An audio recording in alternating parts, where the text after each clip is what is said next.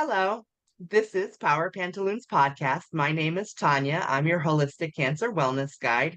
And today we have Tracy with us. Welcome, Tracy. Hi, Tanya. Thank you so much for having me. You're welcome. You want to tell our audience what it is that you do? Sure. So I spend most of my time sort of straddling between two worlds.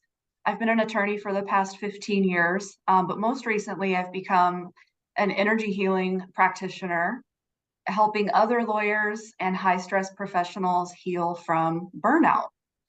And my main healing modality is EFT tapping. EFT stands for Emotional Freedom Techniques. It's based on really ancient traditional Chinese medicine and acupuncture and works with the meridian systems in the body to heal the nervous system, to restore balance to the nervous system, and allow us to clear subconscious blocks and limiting beliefs and fears. I can really nerd out about it and talk your ear off, but that's just it in a nutshell. Well, we're going to nerd out about it. I want to hear All more right. about it. I want to know how somebody would go about finding out how to use it. Can anybody do it? I have 100 questions.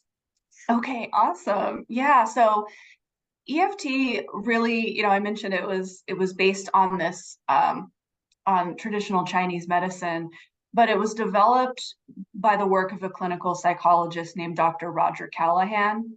He had a patient with a severe phobia of water, and he discovered that by tapping on particular meridian points, she was suddenly able to get in a pool without any distress or fear whatsoever. This was after years and years of intensive therapy where nothing else had worked. And he was obviously blown away by these findings. He developed a technique called thought field therapy, which was really sort of based on this core principle that everything is energy, right? Our thoughts, emotions, everything is energy, and that energy can become stored in the body. Our bodies are living, breathing records of everything that we have experienced, thought, felt, heard. The Yes, body keeps score, right? it Um, does. yeah, I love the saying, our issues are stored in our tissues, That's powerful. It right? really is. You know, the more So research that's happening, we're finding out that our energetic field does store our traumas, our whatever happens to us as we live our lives. And it's very interesting how impactful that can be on our health and our direct well-being. exactly. Yeah. So really, traditional Chinese medicine thousands of years ago was so far ahead of its time in identifying the meridian system, which really is the representation of what we now know as the nervous system, and the way that it conducts energy throughout the body. So we had thought field therapy, but it was a very complicated process. You needed a practitioner with you to do it. It involved points all over the body and these very complicated algorithms. So in the 1990s, there was an engineer named Dr. Gary Craig, and he had been studying the work of Dr. Callahan. He realized that you could streamline all these different algorithms and turn them into one that could be used for virtually everything. And that was using certain points in the head, face, and upper torso. So this meant that for the first time, anyone could do this themselves. Anyone could learn this basic technique. And so while there's a lot of value in working with a practitioner to sort of get to deeper root cause issues and really identify underlying patterns that might be holding you back or keeping you in a constant state of fight or flight, I know that my goal as a healer and teacher is to empower people to use this on their own so that they don't need me forever, so that they can use this to take the edge off of their day to day stress as needed, and then work with me to really get to some of the deeper root cause issues. So to learn how to do this, you recommend going to somebody who already knows how to do it instead of book reading? I do. There's a ton of free resources available. On YouTube, you could find a million different EFT videos, and that, in fact, that's how I actually found it myself. I stumbled upon a YouTube video from the tapping solution, and was just blown away by the results. But that's nothing compared to the work that I've done with other practitioners. And I would say, especially for anyone who has any sort of trauma in their background, it's Which is imperative. everybody.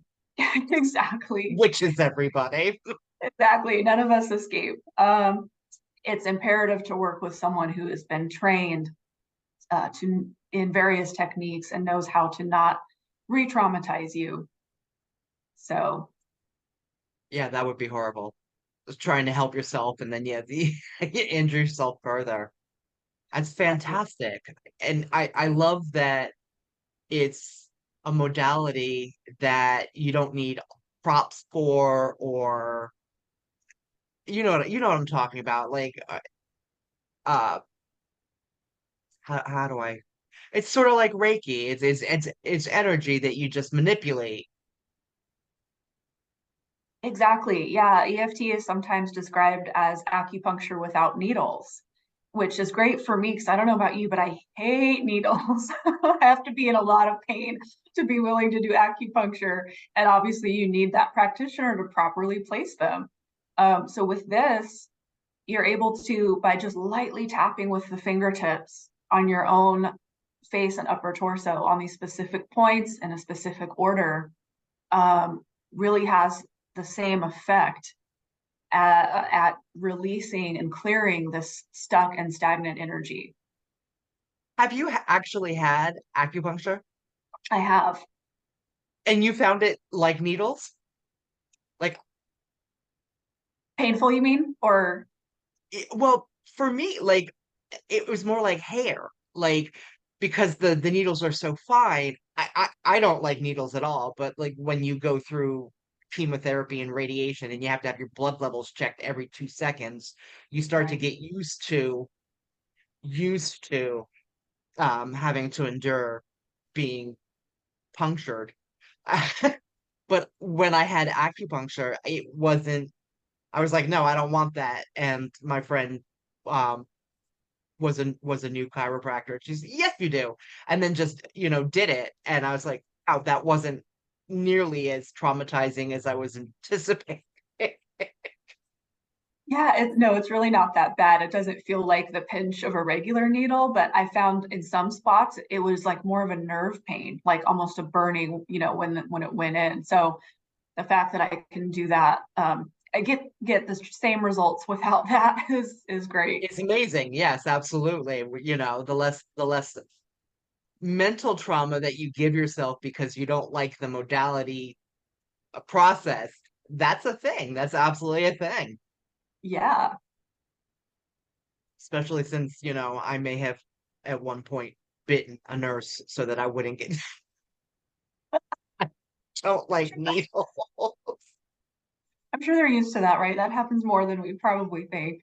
I was young. I'll preface it like that. I was very young and a little, yeah, the four nurses had to hold me down and I still managed to bite one. Oh my gosh. I was like 13. Yeah, it's a little bit nuts. So if Oh. somebody was interested in learning this, what first steps?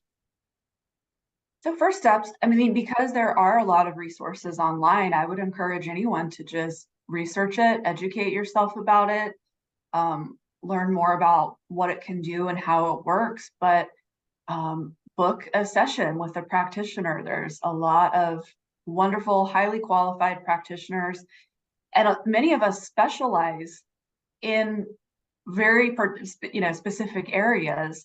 And with EFT, the more specific you can be, the better the result as far as the issue that you want to work on and the exact aspects of that issue.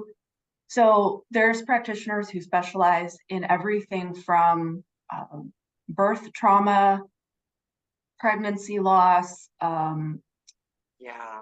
marital issues, and burnout. So my main focus is helping people to heal from professional burnout, because that's something that I personally lived, and so I'm able to guide other lawyers, especially through that healing process, because I understand firsthand what they've been through and what they're going through. Right, you can't teach what you haven't lived. Right.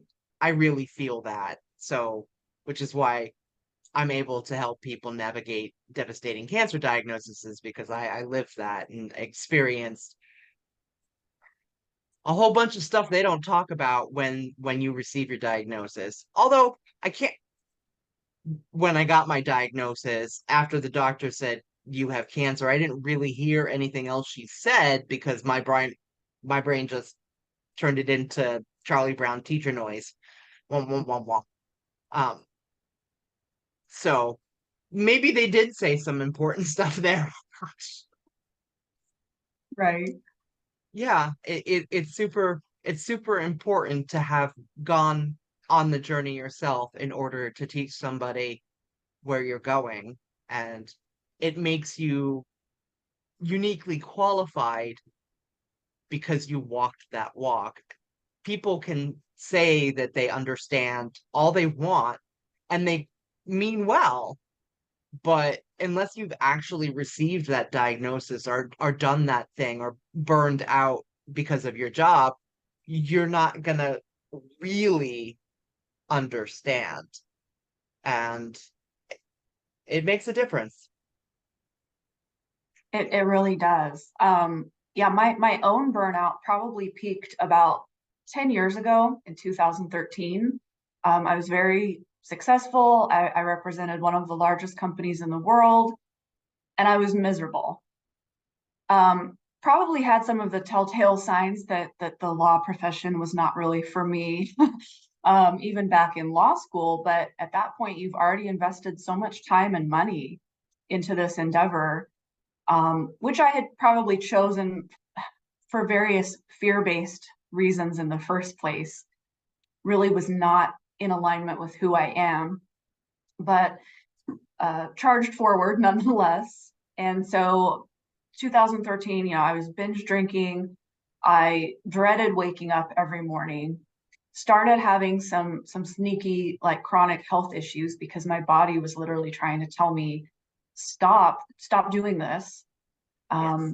And at the time, I thought that if I was doing something else, if I had a different career, then I wouldn't feel this way.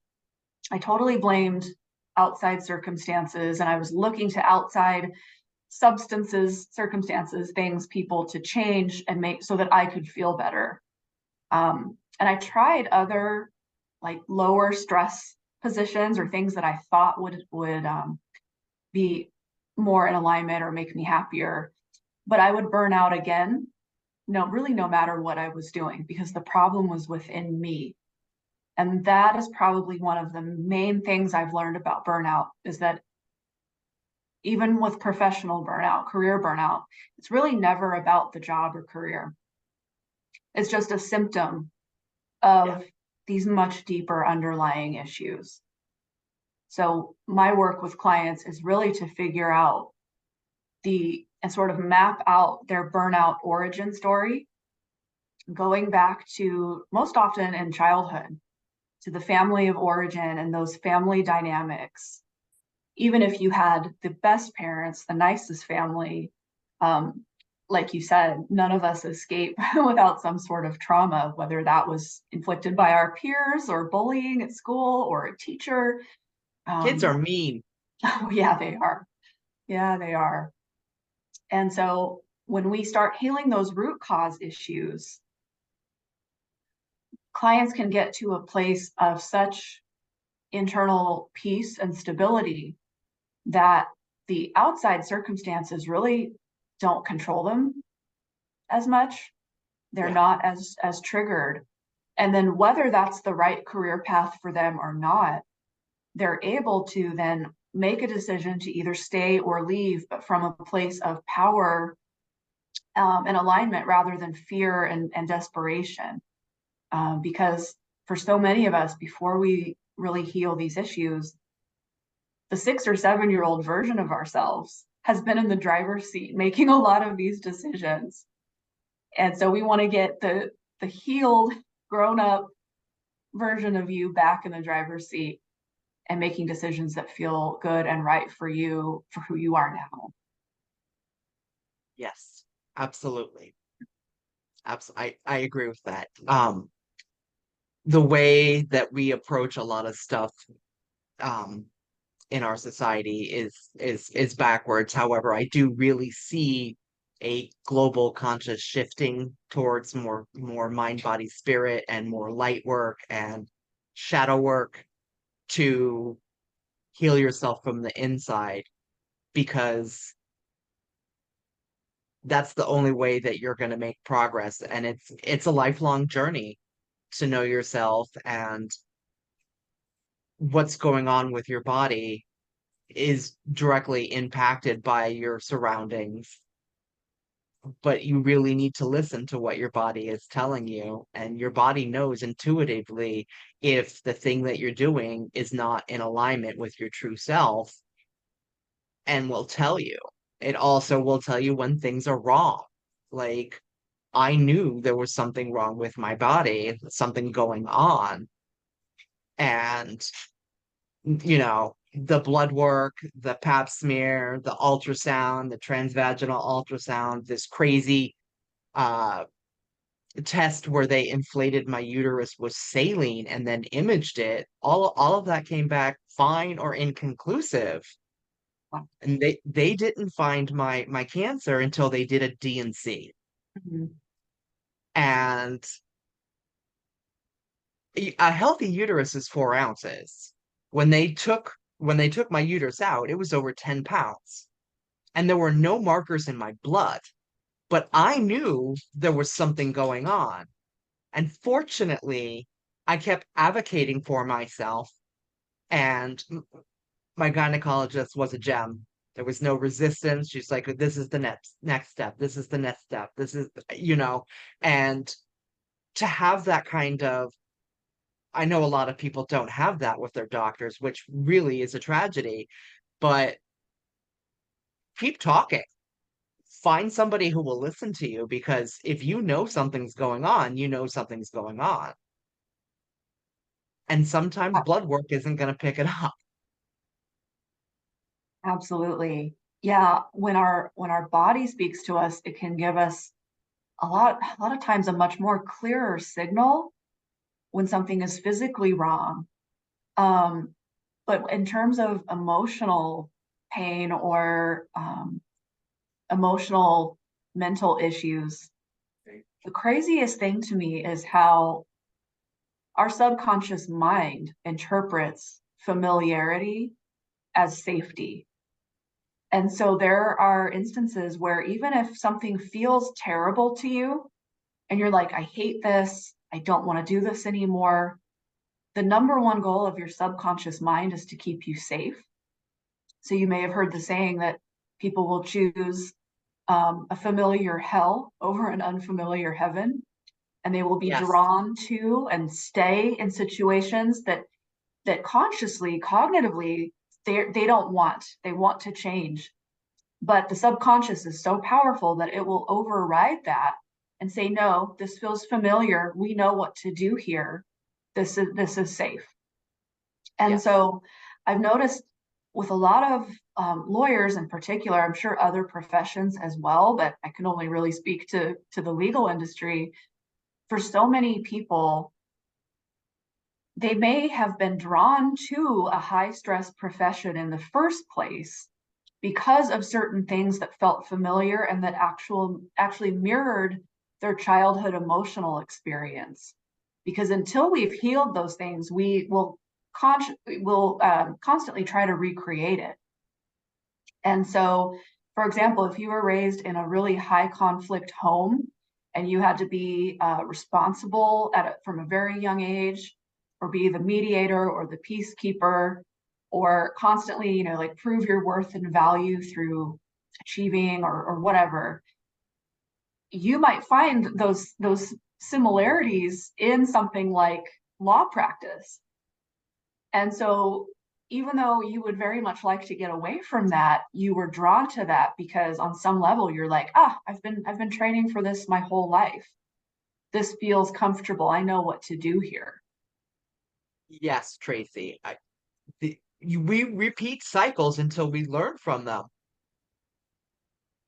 We do. Absolutely. Yeah. You'll see your patterns over and over again until you figure out how to fix the thing that's causing it.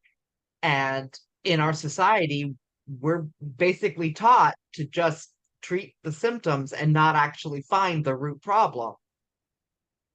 We're Right. not equipped as a society to find out what the root problem is because of all of the education that we are. The whole medical system is built on sticking band-aids on symptoms and not actually healing people.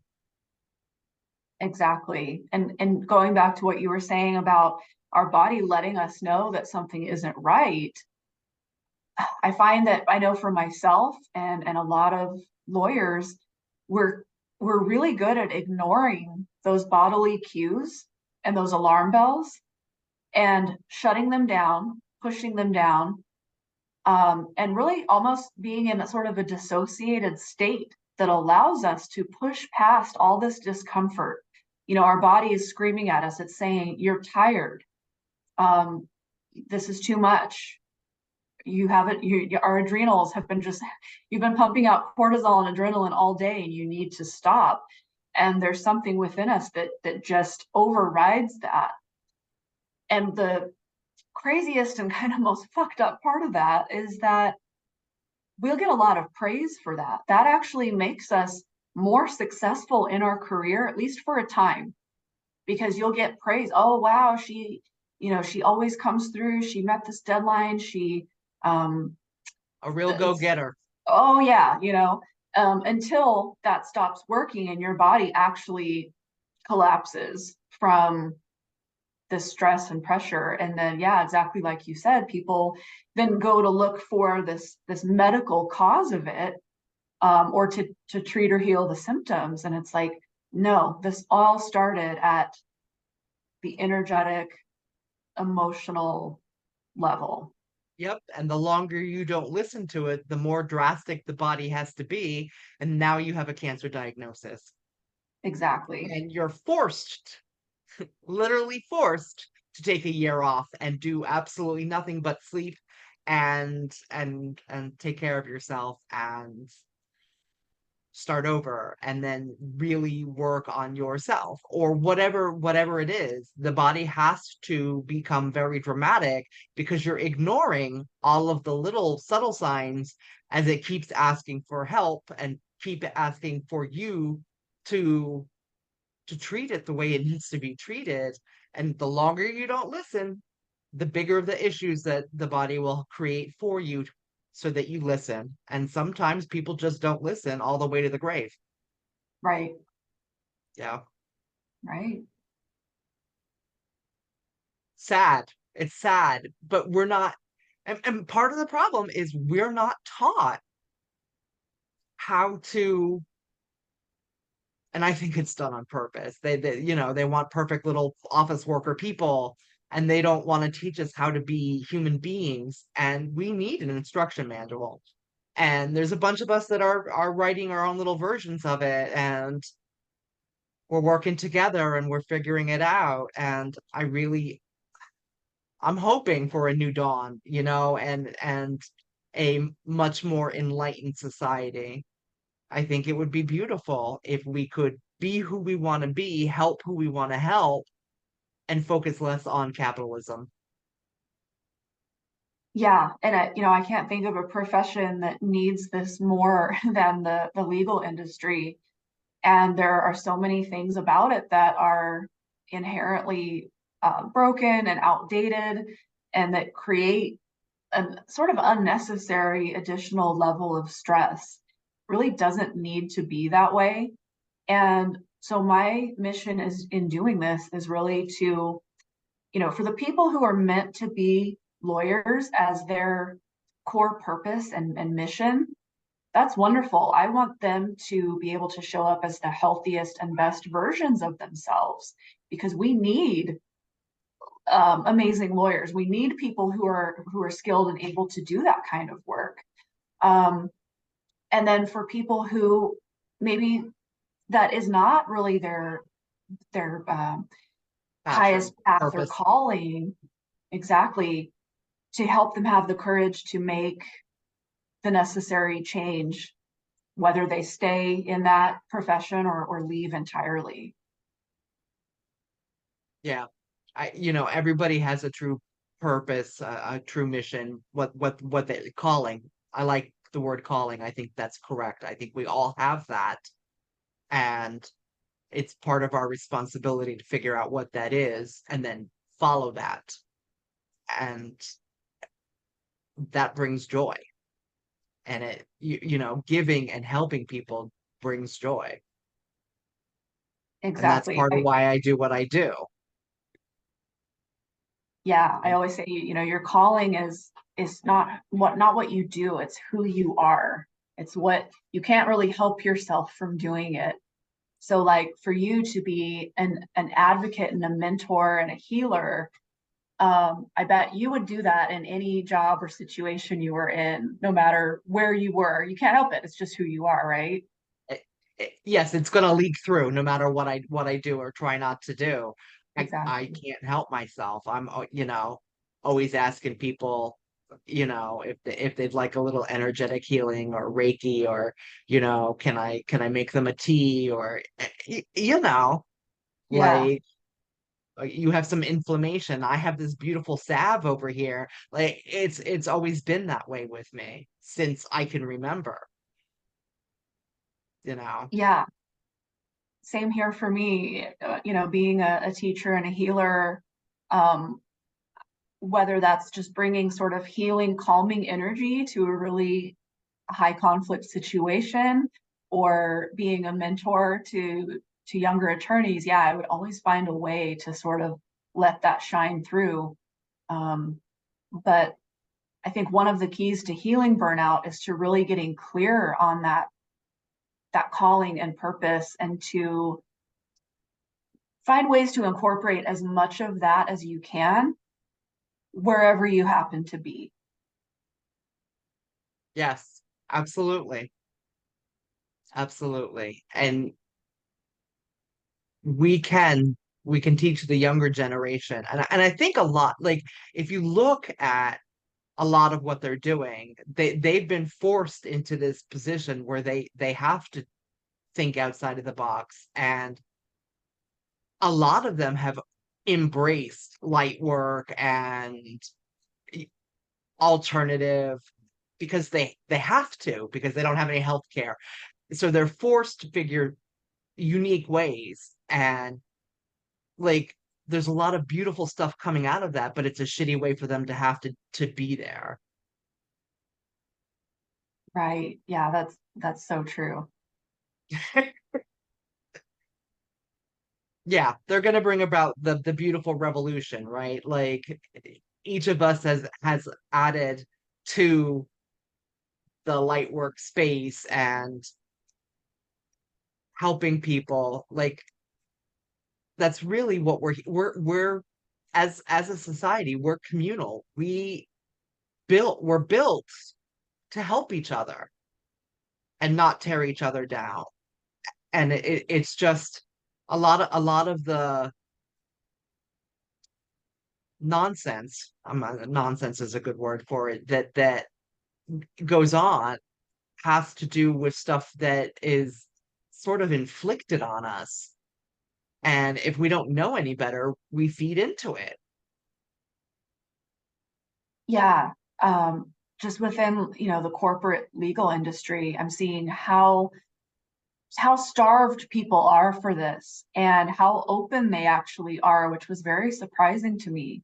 And people who you would never think would be um, open to doing energy work or wanting to know about this and to heal these things, people are really starting to wake up, and they have this innate sense of this is not how it's supposed to be.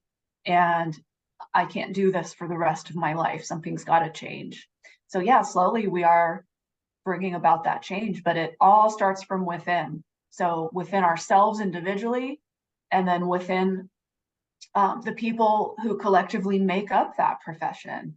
You know, if we all got up tomorrow and said, the practice of law is no longer going to be this way, and we are recreating and changing how it's going to go down, we would have to change, right? We're the ones doing it. We're the ones in charge. And so I love Society is seeing, starting to realize that. yeah, we're all awakening to our own power and how I think powerful we actually all are. I think COVID was a wake-up call for society because, all of the companies are like, come back into the office to work, and everybody's like, why? Why? We don't need to be there to do our jobs. And Right? the corporations are like, so we can micromanage you. Like, we need you to sit in these chairs because real estate, like the people that own these buildings need to get paid, and but whatever. Like, we as a society have decided that we don't care about so and so's apartment or complex, their commercial property. Like, Right? especially since we have a housing crisis. So let's start converting some of that to housing, because we don't need to go into the workspace to do the job. I mean, obviously there are industries where you have to, but there's so many where you don't. And the health crisis, the health crisis proves that. And so society is starting to realize just how much power we have as a group. And I think that terrifies some people. It does. And isn't that wonderful?